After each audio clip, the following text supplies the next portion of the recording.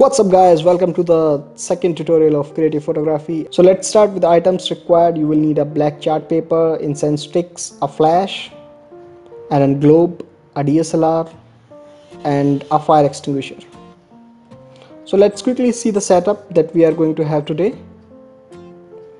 So the setup is quite simple. I have a table on which I have placed the globe, and the black chart papers are being put under the globe and in front of the globe. The DSLR is kept in front of the globe. Depending on the smoke the incense sticks are producing, the quantity will vary. So here I'll just give a try with 2 or 3 incense sticks. So let's see. So the setup is all set, and the first photos that I'm going to take are without flash. I'm just giving a light blue effect with the help of a torch that I do have with me.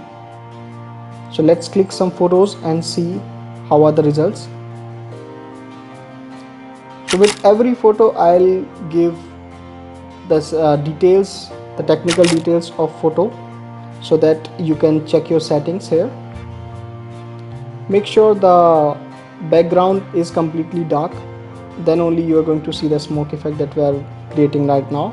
The photos that I have taken during this slot, all the photos are with flash, so you can see the clarity of the smoke is quite good here as compared to without flash.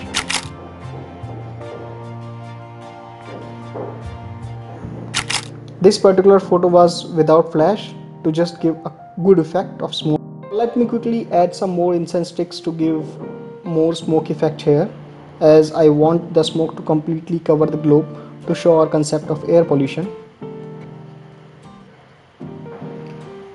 When you are placing incense sticks on the chart, please make sure that the incense sticks are not burning it, otherwise it may result in a fire. That's why I have asked to keep a fire extinguisher with you. So now as you can see, the smoke is coming in quite large amount, and again I am creating a blue light effect with my torch that I have. Now let's see the results that we have got here. The settings are mentioned in the right hand side corner.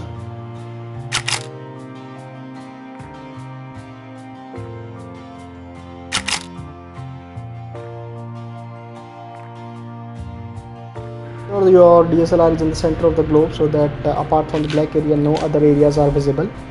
And do review every image that you are taking, just to have an idea of what settings are working and what are not working for you.